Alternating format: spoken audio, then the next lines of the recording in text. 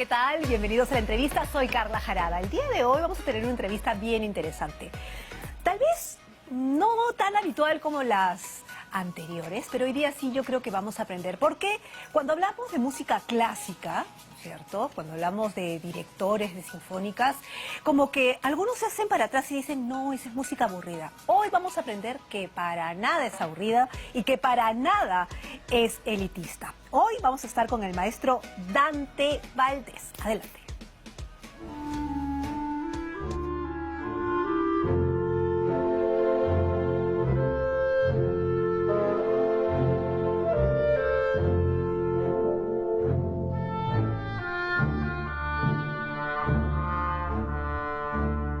Si nosotros a esta música lo llenamos de valores, que en vez de un arma, esa arma sea el amor, entonces vamos a conseguir realmente personas que van a ser importantes para la humanidad.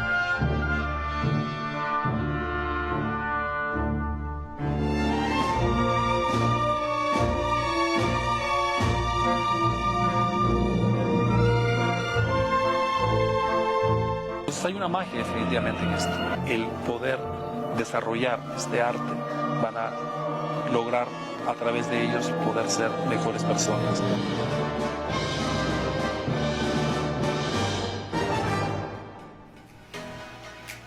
Aplauso de bienvenida al maestro Dante Valdés. ¿Cómo está? Qué gusto, mucho gusto.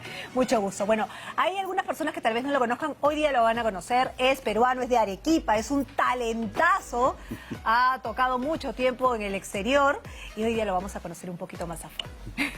Bueno, encantado. Acaba de venir de un concierto, bueno, en abril, si no me equivoco, un Sí. super concierto en Naciones Unidas, ¿no? Así es. Ajá. ¿En qué consistía este concierto? Bueno, en realidad fue un estreno. Yo soy, aparte de director sinfónico, en realidad me formé más como compositor.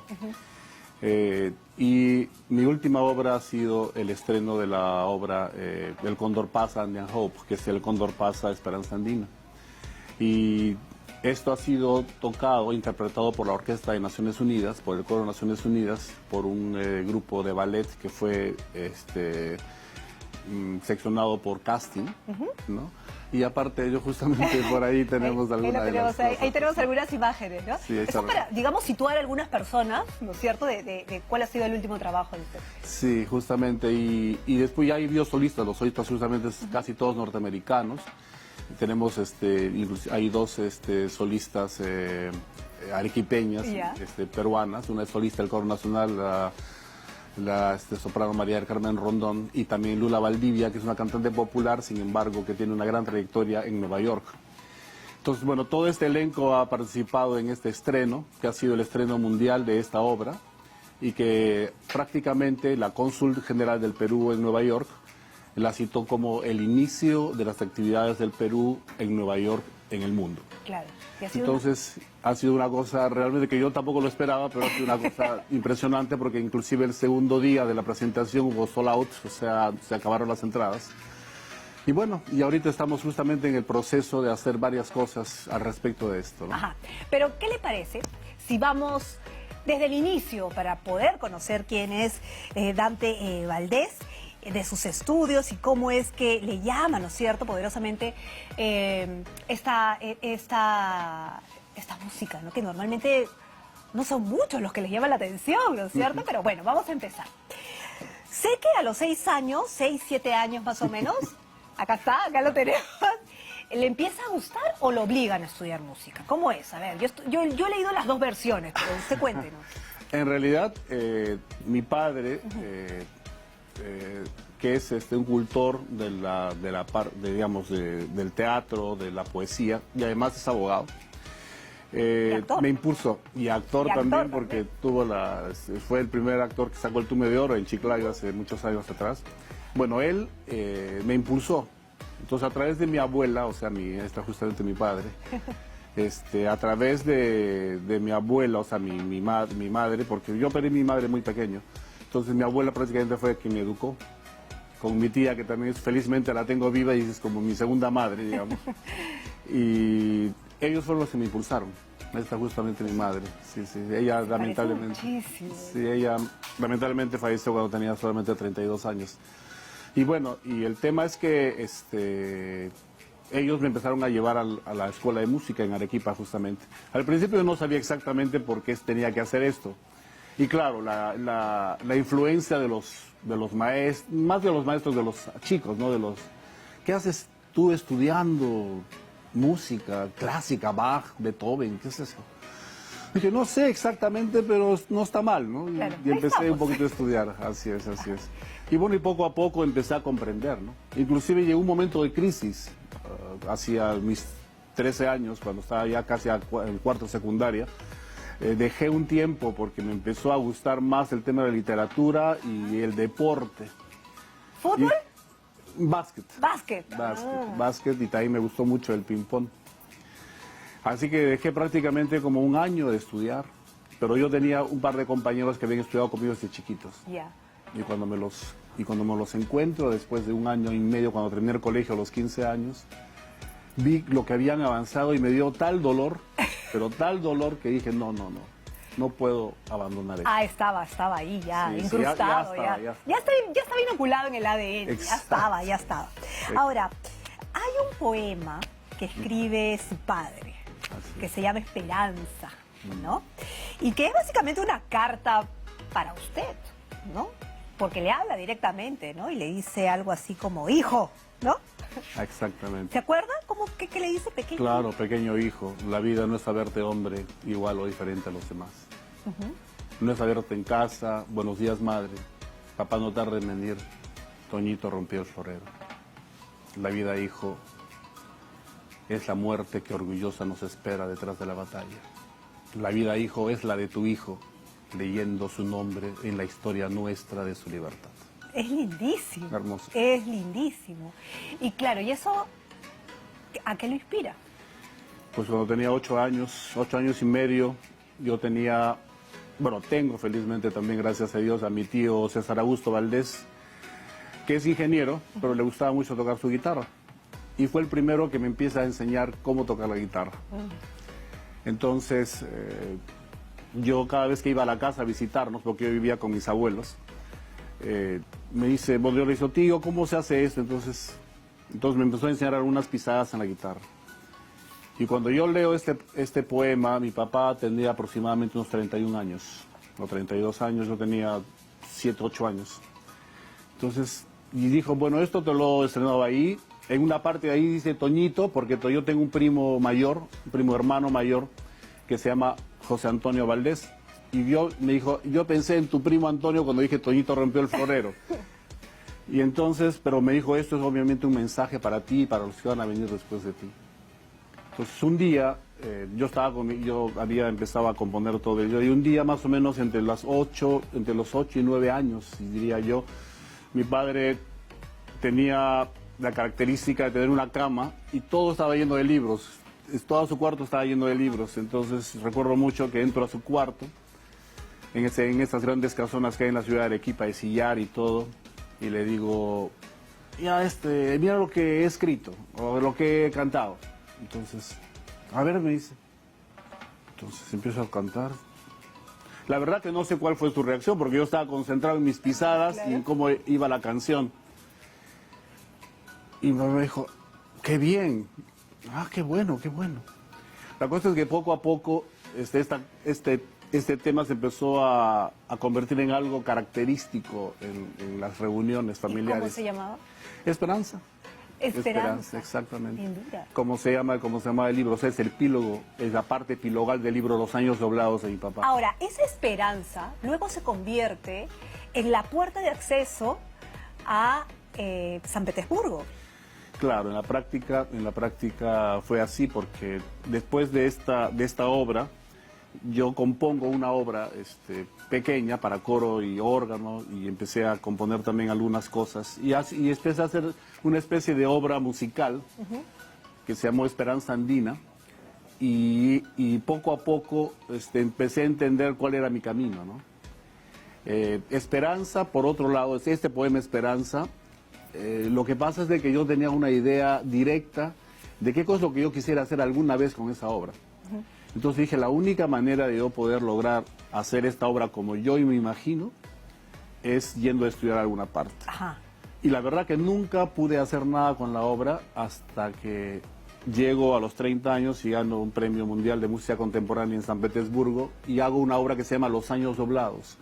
Y en esa obra, Los Años Doblados, que es para coro, orquesta y todo ello, es que realmente allí logro concretar, o sea, mi idea de que esto tenía que ser una obra para coro y orquesta.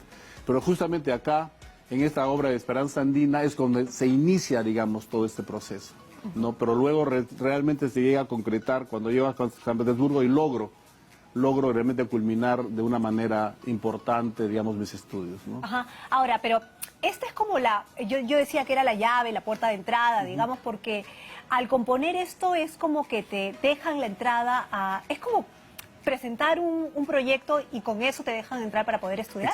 ¿Así funciona? Exactamente. Bueno, en realidad para entrar a San Petersburgo la cosa era complicada. Ajá. En el año que yo voy para Rusia, bueno, todavía en ese tiempo Unión Soviética, la posibilidad de poder entrar a estudiar era sumamente difícil. ¿Por qué?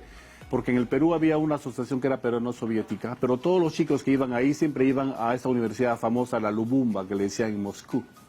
Y en esa universidad Lubumba iban gente porque estudiaban ingeniería, estudiaban cosas, pero todo lo que significaba arte, no había ni siquiera becas, no había nada en Perú. O sea, estaba prácticamente anulado para las posibilidades que tenían los peruanos. Entonces, yo logro mandar una carta. Después de que mando la carta, al subsiguiente año recién me dicen ya, primero tiene que dar un examen y mandar todas las obras para ver si los maestros ya pueden aceptarlo. Yo tuve dos posibilidades de irme a Estados Unidos e irme a París. Ya me habían becado para ello, pero yo quería irme a la Unión Soviética porque sabía que era el nivel más alto de la música. Y porque es una de las escuelas más antiguas. Más antiguas, exacto, ¿no? exacto. Ahora, del Conservatorio de Arequipa a San Petersburgo, sí. Es un salto abismal. Sí, fue un salto grandísimo.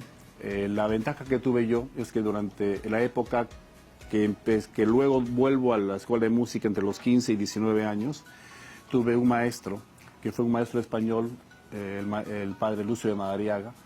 Él prácticamente fue mi formador a nivel teórico y me decía, bueno, yo voy a controlar lo que tú haces, pero me tienes que cantar 2 veces o 3 veces las misas de cada día de la iglesia. ¡Ay! Entonces todos los días tenía que yo tocar y me dice, además me tienes que componer un coral todos los días para eso. Entonces todos los días durante prácticamente 4 años tuve que hacer ese trabajo y eso me ayudó mucho para no sentir, digamos, la gran diferencia, digamos, que había entre lo que era San Petersburgo y Cuando llegas a Petersburgo, ¿qué es lo que sientes? O sea, esa pegada, ¿qué es lo que sientes? Simplemente siento que ya no tenía noches. Realmente solamente fueron 2 días nomás. ¿Ese es? Es el Conservatorio de San Petersburgo. ¿Ese Sí. es? Por ahí se entraba. ¿Y cómo eran tus rutinas allí? Todos los días entramos desde las 9 de la mañana, desde las 9 de la mañana y salíamos 10 de la noche. ¡Wow! Todos los días. Es un trabajo durísimo. Terrible, sí, terriblemente. Y es duro. lejísimos. Sí, desde la residencia donde estábamos, más o menos era como 1 hora y cuarto, 1 hora y 20 de camino. Pero era prácticamente nuestro segundo hogar. Pero has estado 10 años ahí. Sí, sí, sí. Y 10 y un poquito más inclusive. Y hasta ahora sigo yendo cada año y medio siempre a poderme refrescar todo. Es un trabajo realmente fuerte, ¿no? Sí, sí. Mi productor me dice que tenemos un video de parte de tu trabajo, así que vamos a escucharlo. Vamos a escucharlo, ¿te parece? Vamos, pues vamos. В нем воспитывали нравственность и духовность, а ныне на этой сцене проявляют свой дар талантливые музыканты, композиторы, исполнители. И среди тех, кто оказался принят этим собором, молодой композитор из Перу Данте Вальдес Вау. Ортис. Воспитанник Петербургской консерватории, он впервые в этом соборе услышал Ese fue el овации Festival Mundial de на Música фестивале Contemporánea. от Fue el último авангарда año que estudié. на нашем Y ahí fue la última obra. Todo esto se llama Los Años Doblados. Es la obra en base a la obra ahí. Esa es la que estábamos hablando. Exacto. O sea, esa es la culminación La de todo. combinación de mis estudios. Exacto. ¿Y esto qué era? O sea, era como tú querías probar que los ritmos peruanos con los ritmos académicos podían estar juntos? También, por un lado y por otro lado, era el hecho de poder empezar a trabajar a nivel, digamos, de alto nivel sinfónico, ver qué cosa es lo que yo podía hacer con ellos, ¿no? Entonces, por eso, en la última parte de esta cantata es justamente Esperanza. O sea, la misma melodía que yo creé a los 9 años, la respeté totalmente, y a los 30 años que hice esto, es exactamente la misma. Wow. Pero logré, digamos, hacer lo que yo quise alguna vez, o sea, coro, orquesta, solistas y una orquesta de las más grandes del mundo, que es San Petersburgo, por supuesto. Ahora, yo estuve leyendo algunas críticas de tu trabajo a nivel internacional y lo que decían era que tú eras un director fabuloso porque tu forma de mover los brazos y las manos, bueno, estoy parafraseando porque obviamente los niveles técnicos, ¿no? para traducirlos, tus movimientos, ¿no es cierto?, de manos y brazos van en total concordancia o hacen demasiado para que la orquesta pueda sonar nítidamente, ¿no es cierto? ¿Eso qué significa, digamos, específicamente? Lo que pasa es de que el director se maneja a través justamente de la géstica. Entonces, con lo que nosotros mostramos con las manos, es como los instrumentistas tienen que tocar. Entonces, yo hago como lo que hace un arquitecto, porque yo tengo toda la música. Entonces, como yo tengo toda la música aquí, entonces ellos solamente tienen partes de la música. Claro. Entonces, la única manera de juntar es a través de que yo sea, digamos, como el pegamento de todo, y hago todo, digamos, lo que es el edificio musical, ¿no? Ajá. Pero qué difícil, o sea, si tú mueves la mano, si es que... Claro, lo que pasa es que ellos tienen obviamente la partitura, entonces ellos van a notar si es que todos mis movimientos y las cosas es como yo quiero hacer. Si me dicen, esto tiene que ser como jugando algo saltarine, yo no puedo hacer algo dramático. Claro. Y más tiene que ser algo saltarine, pero ese saltarine tiene muchas significaciones, y la significación de eso es como yo le voy a mostrar la mano. Ajá. Le digo, por ejemplo, pase por acá, le digo, pasa. Es diferente. Claro. Entonces ellos van a sentir, pero ambos significa saltar o significa entrar. Ajá. Ahora, cuando uno va a ver ballet, ópera o qué sé yo, o cuando uno sin querer ve caricaturas, porque en las caricaturas hay mucha Por música supuesto. clásica, Sí, sí, ¿no es sí, cierto? Walt Disney hizo eso. Lo que pasa es que la gente dice, no, la música clásica es aburrida. No, pero la consumimos diariamente. Exacto. Lo que pasa es que no nos damos cuenta. No nos damos Y eso fue una de las grandes genialidades de Walt Disney. Ajá. Que nosotros podemos hacer eso. Y obviamente ahorita el trabajo mío siempre ha sido tratar de fusionar esto que nosotros conocemos, como son la música del wine o la música digamos, autóctona, con justamente las grandes cosas clásicas. Entonces decir, esto no es tan lejos como lo que tú crees, más bien esto está tan cerca de ti que tienes que darte cuenta que las cosas pueden mejorar. Por eso es que inclusive en esta obra última que yo he compuesto, hay hasta chicha, tocada por la Sinfónica. No te puedo creer, Sí, sí, lo sí. máximo. Sí, sí, sí, o sea, Ahora, hay muchas de esas cosas. por eso quiero llegar al Cóndor Pasa. Porque el Cóndor Pasa, así como la esperanza forma parte de ti desde los 9 años, Claro. el Cóndor Pasa, porque el último espectáculo que se llama El Cóndor Pasa, ¿no es cierto? Esperanza Andina se llama, el Cóndor Pasa. Es como que has juntado los dos grandes símbolos, digamos, Exacto. de tu vida y que... Cuéntanos la historia del Cóndor Pasa. ¿Por qué es importante y por qué forma parte de tu repertorio? ¿Cómo no?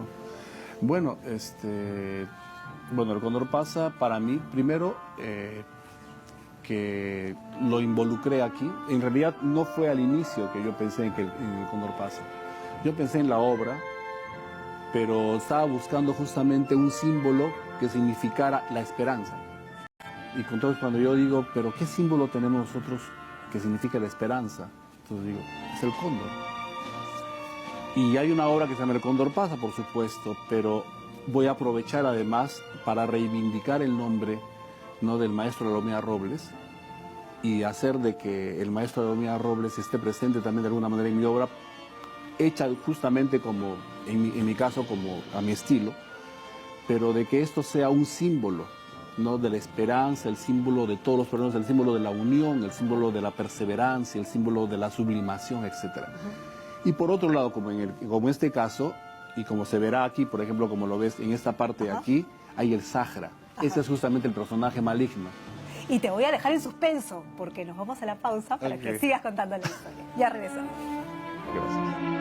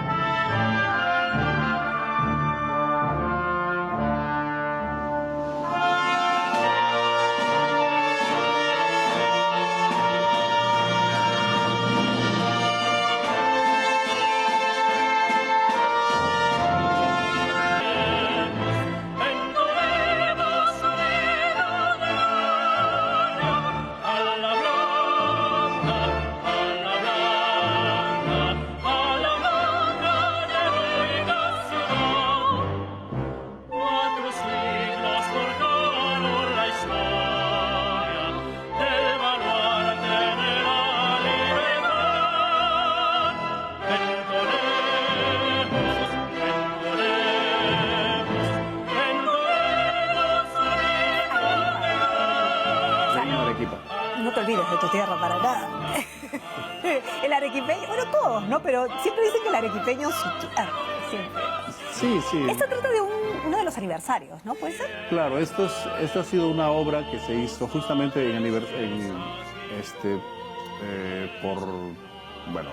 fue en el 2012, pero en esos días, en esos años estaba, digamos, el aniversario por los 200 años de Mariano Melgar, porque él cumplía, en el 2015 serían los 200 años de su muerte, ¿no?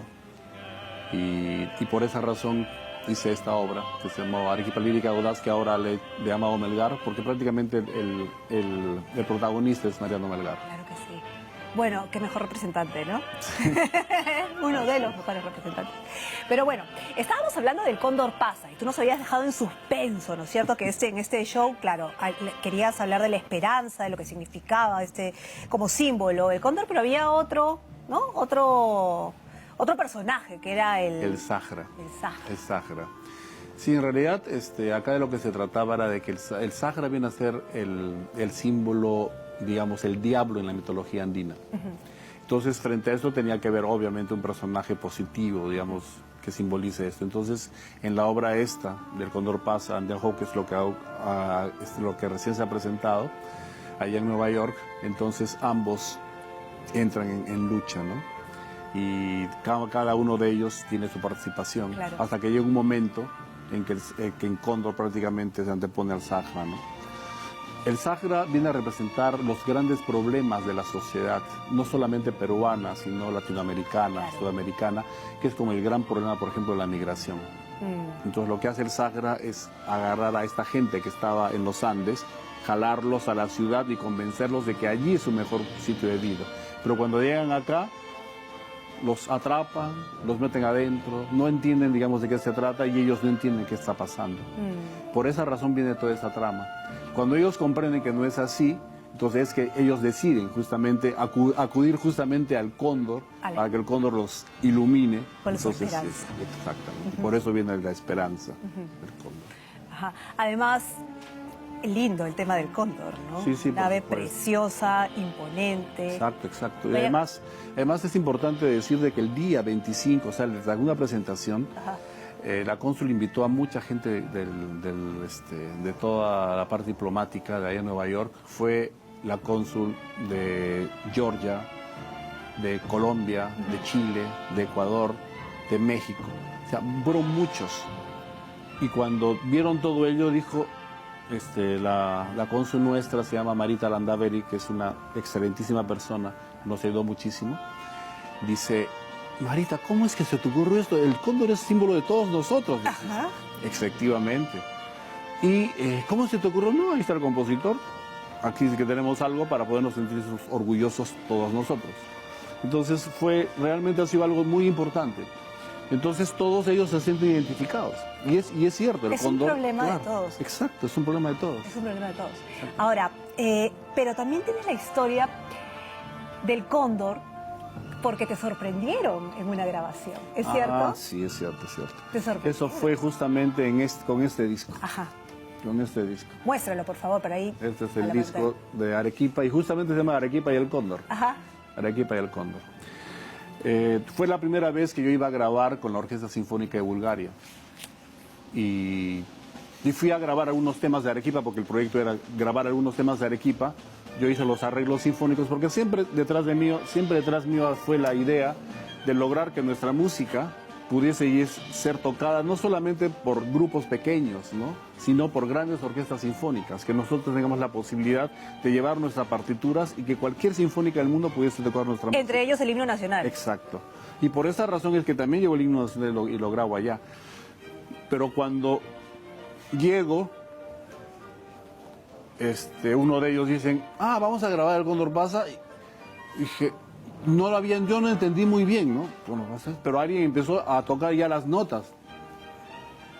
Bueno, dije, si no lo tenía planificado, pero ya que ustedes deciden que hay que grabar, vamos a grabar el Cóndor Pasa. Y por esa razón grabé el Cóndor Pasa, no con el arreglo orquestal del desaparecido maestro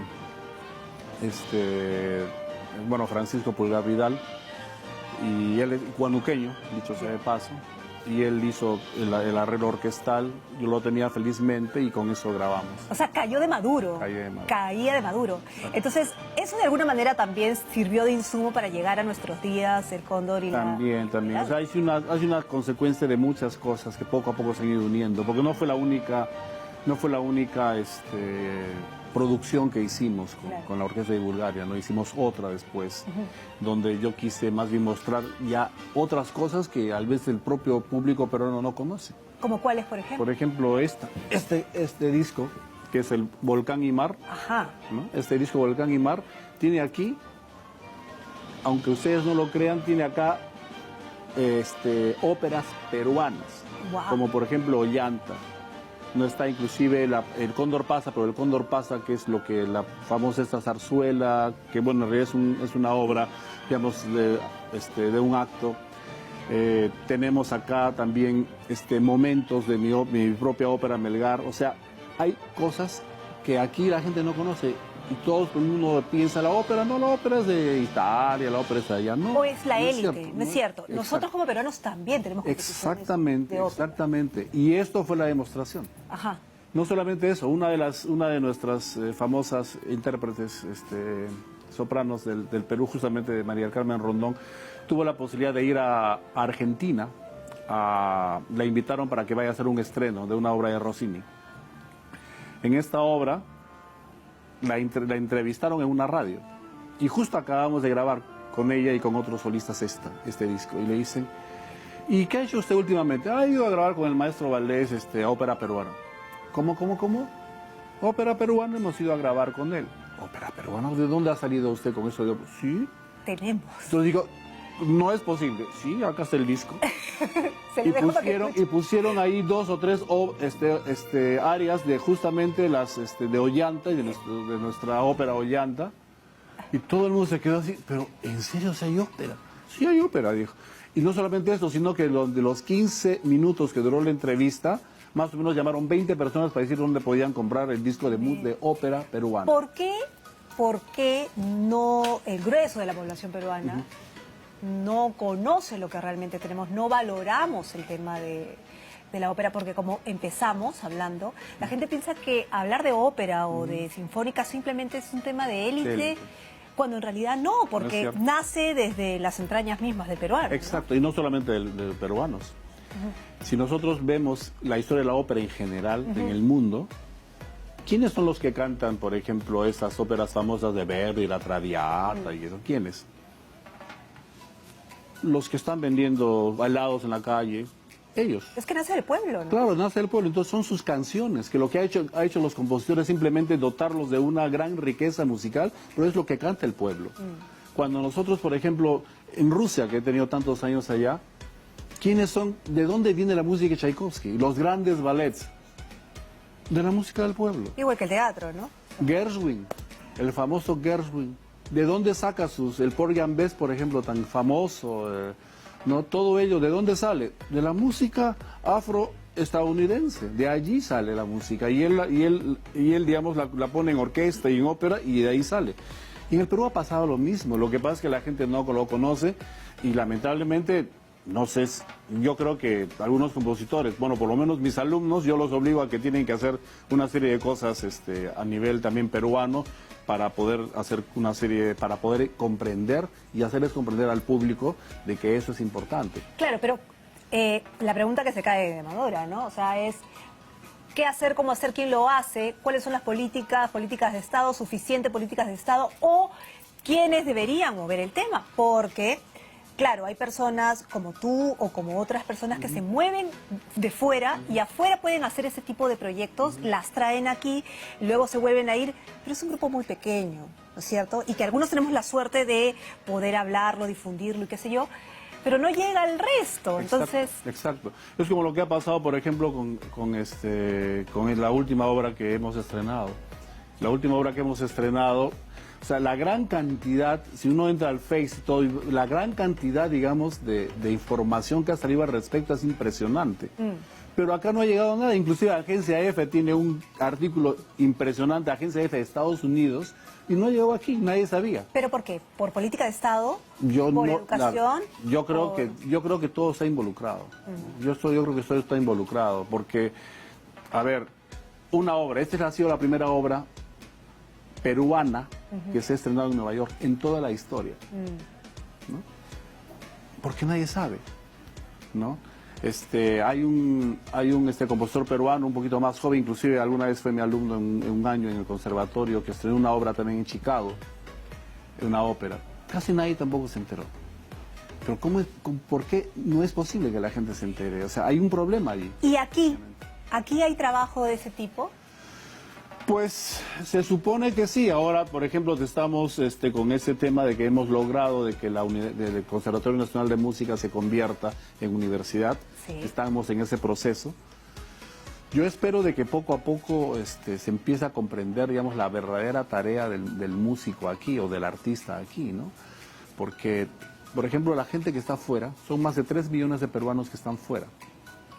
Ellos se esperanzan justamente en los músicos, en los artistas peruanos que están aquí para poder ellos demostrar que son alguien en el mundo.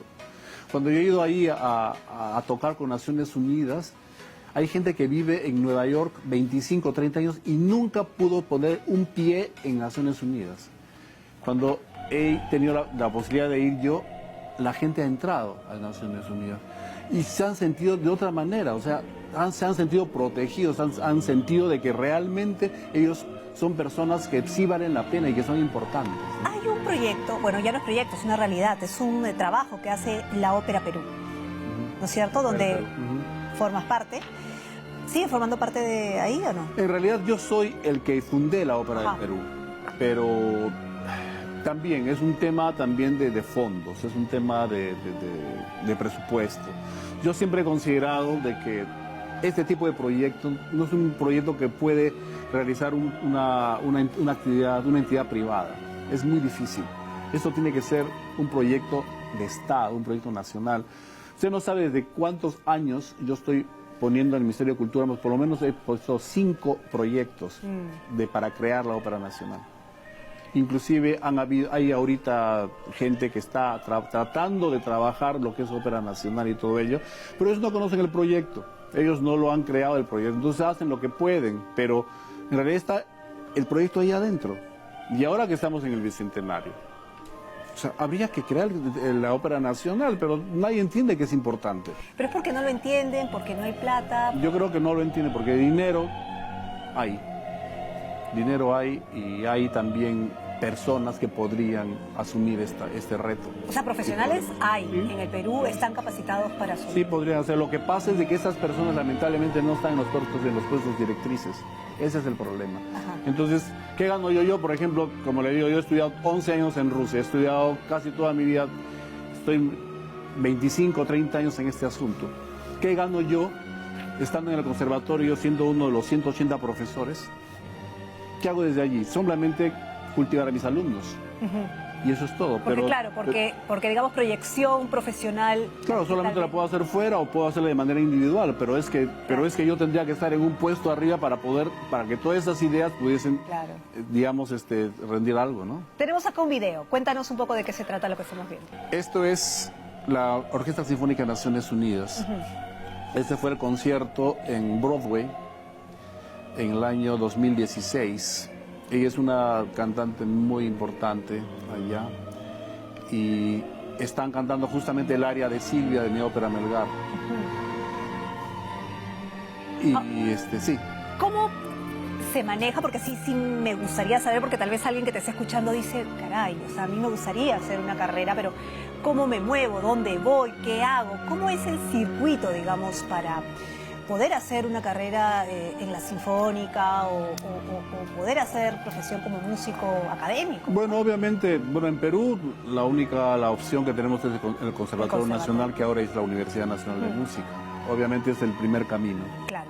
Luego, a partir de allí podemos lograr, de repente, conseguir alguna beca, conseguir algunas cosas para ir adelante.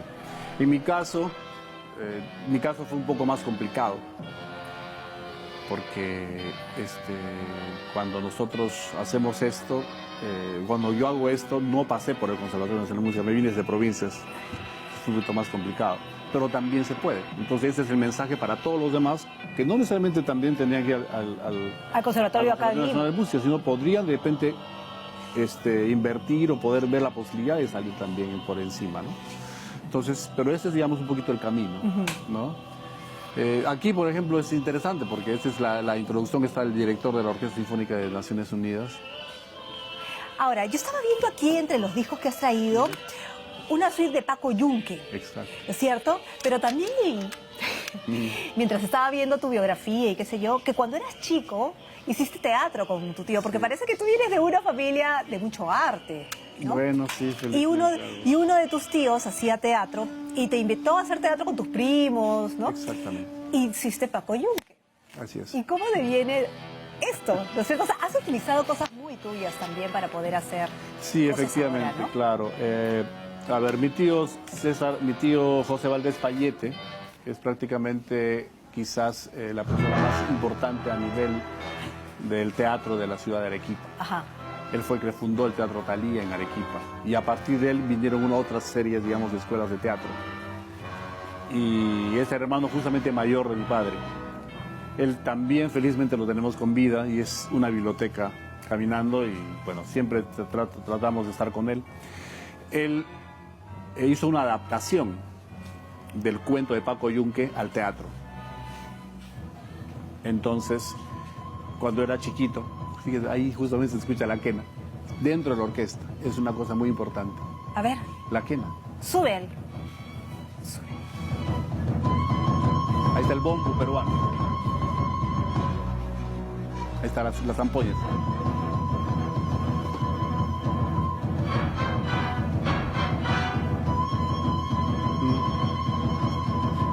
Está un poquito más hacia la izquierda, pero...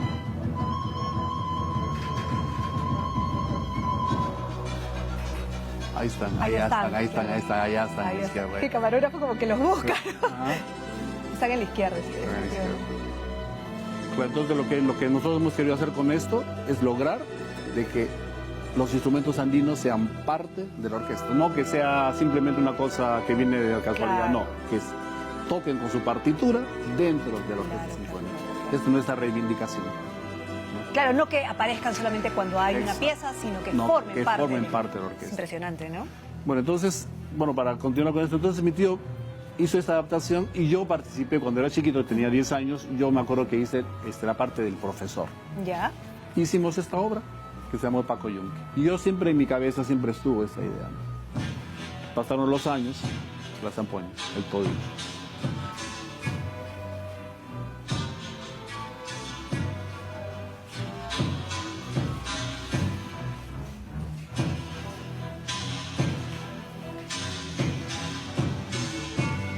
Cuando la gente escuchó esos sonidos se quedó así. Pero claro. Nunca habían maravilloso. escuchado una cosa de ese sonido, digamos. Te voy a pedir un ratito para hacer una pausa, porque si no mi productora nos va a matar y regresamos con más del profesor Mazo.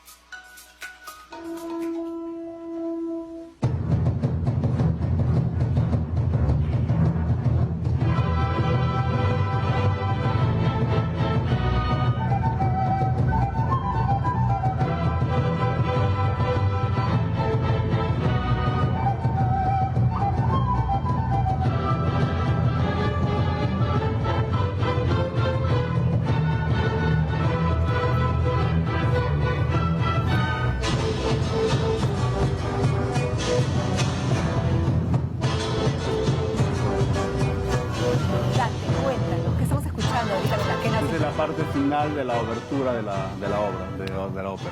Ajá. Y justamente se ve ahí imponente el cóndor, ¿no? O sea, Claro. ha sido- y la gente se ha quedado pues, realmente pues, impresionada, ¿no? O sea, dice, wow.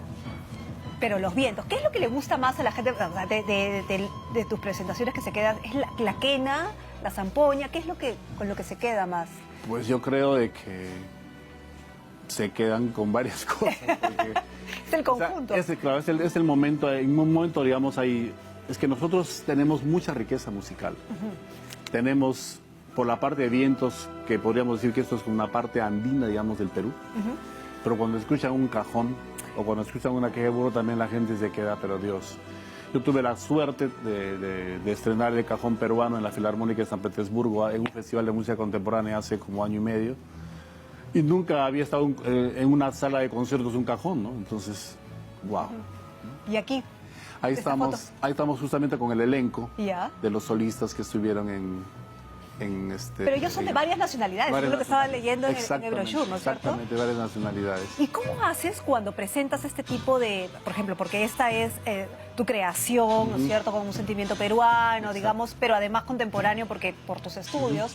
Pero claro, cuando les das estas partituras a las personas con distintas nacionalidades, de hecho que también con una apertura, ¿no es cierto?, por los sonidos del mundo, pero ¿cómo las toman? ¿Cómo hacen? ¿Les es difícil entenderlo? Pues no, en realidad la gente lo toma excelentemente bien. Justamente esta niña, la japonesita que Ya. está ahí en el centro, fue una de las concertinos de la orquesta. Ajá. El día que yo llegué a la orquesta, el primer día para ensayar, empecé a ensayar y ella se quita su casaca, Ajá. se quita su casaca y estaba con la camiseta del Perú. No te creo. Fue algo en que yo me quedé así, le dije muchas gracias. Oh, lo máximo. qué Es una detalle. cosa realmente impresionante. Y es que una cosa es la Filarmónica de Bulgaria o la Filarmónica de Londres o San Petersburgo, y otra cosa es estar en la Sinfónica de Naciones Unidas. Claro. Estamos hablando de una orquesta que tiene más de 40 países dentro y cada uno de ellos tiene un interés por mostrar cosas al mundo, ¿no? Claro. Entonces, eso ha sido el mensaje, digamos, que se ha dado, ¿no? Y por eso ha sido tan importante este asunto, porque comunidades indígenas, todo ello ha sido justamente la concentración de esa cantidad de información. Ahora, cuando yo te hice recitar el poema que te escribió tu padre, que, claro, yo lo leí, lo escuché también además y me pareció lindo, pero es básicamente el mensaje de dejar el legado, ¿no es cierto?, A los demás. a los demás, ¿no?, con conciencia. ¿Cómo dejas tú el legado a tus hijos? Pues, en este momento mis hijos están en Chile con su mamá. Yo tengo una hija también en Rusia. Ella también toca un poco de piano, pero le ha gustado un poco más la cocina. O sea que le gusta hacer postres. Ellos ambos tocan. Mi hijo mayor le gusta mucho cantar. Y mi hijo menor se fue al principio mucho por el lado del ballet. Ya. Inclusive él estuvo actuando. Ahí están los dos. Johan es el mayor y Franz es el menor, ¿no? Entonces ellos ahorita, bueno, ya son un poquito son mayores y bueno, uno está terminando el colegio, el otro recién ha terminado y quieren ambos seguir un poquito la música. Él estuvo un poquito del lado del ballet, pero ahora ya quiere trabajar un poco lo de su época, quiere hacer un poco de rap, cosas de ese tipo. Más contemporáneo. Más contemporáneo. Y el otro también se inventa también canciones, canta algunas cosas. O sea, lo llevan en la sangre, pues, no Sí, hay otra, pues ¿no? sí, definitivamente. No hay otra. Así es. Ahora, tenemos unas imágenes de una condecoración que recibiste por parte del Congreso de la República, ¿no? Mira, mira. Acaba de venir de Nueva York, donde dirigió la Orquesta Sinfónica de las Naciones Unidas, el mayor foro internacional, interpretando música peruana. Felicitaciones, señor Valdés. Eso es ahorita. Sí, Quiero saludar hace a un año gran señor aproximadamente. Ajá. Fue previamente a eso. Justamente el congresista Jaime Delgado hizo la gestión para que justamente estamos con el congresista Jaime Delgado, con el que fue presidente del Congreso. Claro, claro que sí. Ahora, si bien esto es protocolar y se siente bien, en la práctica, Bueno, en la práctica las cosas son un poco diferentes, por supuesto.